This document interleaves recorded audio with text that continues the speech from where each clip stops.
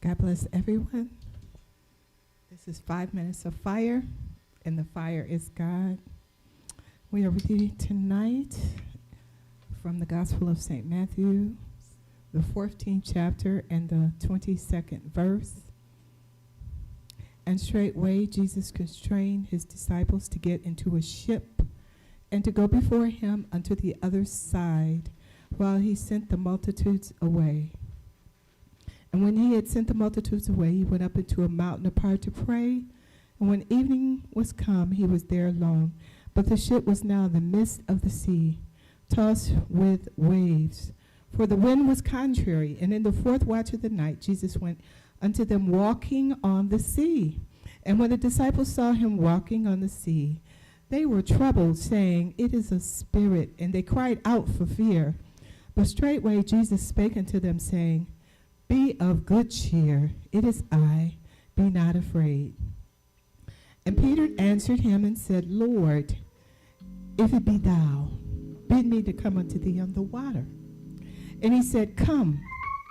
And when Peter was come down out of the ship, he walked on the water to go to Jesus. But when he saw the wind boisterous, he was afraid, and beginning to sink, he cried, saying, Lord, save me. And immediately Jesus stretched forth his hand and caught him and said unto him, O thou of little faith, wherefore didst thou doubt?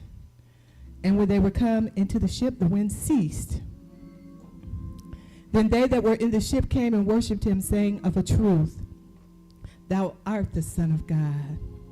We thank God for our gospel writer Matthew and how he presents Jesus as the Messiah, the anointed one, and how he has dedicated his writings to the Jewish people, the Pharisees, the Sadducees, the Essenes, and also the Gentiles.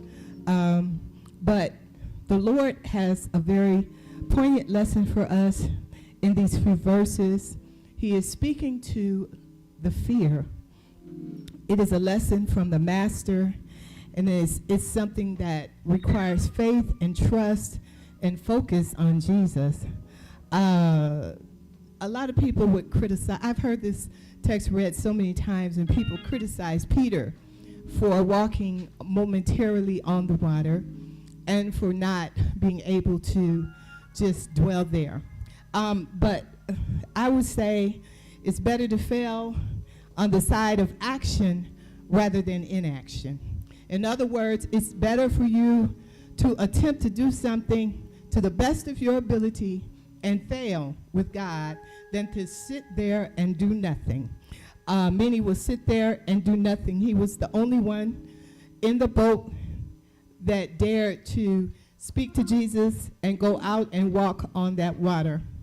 It is important for us as we embark on things that the Lord has given us to do, not to listen to the people that are criticizing, not to listen to those keeping up noise. Whenever God gives you to do something spiritually, the winds will come. The boisterous winds will come. The waves will rise. In other words, there will be friction. There will be conflict. There will be things for you to deal with. The important lesson is here is don't lose your focus. Keep your eyes on the Lord. He is the only master, and he's the only one that can put a difference in the situation that you are dealing with. Someone even is sure of who he was. They were saying, if it be you. But everyone is not a doubter. Whenever you have a group of people, somebody is going to believe. It may not be the person speaking, but somebody is going to receive those seeds of faith into their heart, and they're going to be able to rise to another level and do things that ordinary people will not be able to do.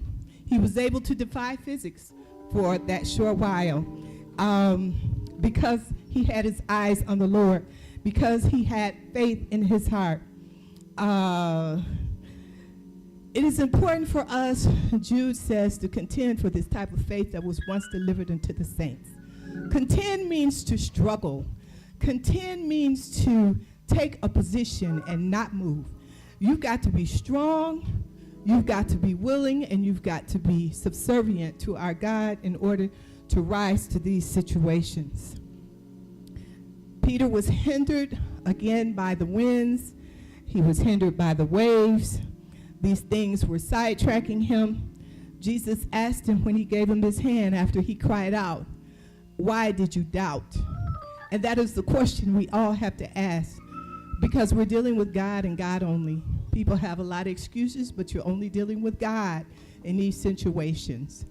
And he couldn't answer that, but that was the question that God posed to him. Why did you doubt?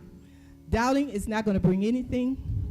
And when we want to move with the Lord and move in the Spirit, we're going to have to learn how to trust him, have confidence in him, because these things are written for our admonition. These scriptures are written to believers. What Jude was saying about contending for the faith, he says, I'm talking to those that are sanctified, those that are preserved. That's for the church only, the ecclesia only. You have already made certain steps toward the Lord himself. And God is going to bless you to go even deeper. God bless you, and we love you in Jesus' name.